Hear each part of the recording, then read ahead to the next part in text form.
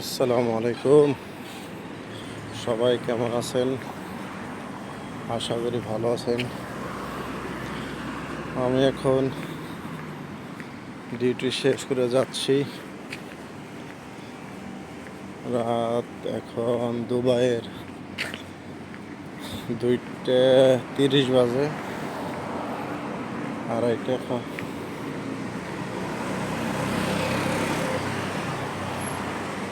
2 kilometre হাঁটলাম।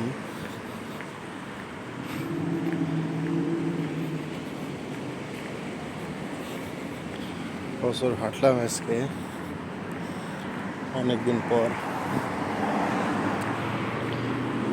এখন আছি দুবাইয়ের আল নাহাদা এরিয়া। অনেক সুন্দর একটা জায়গা।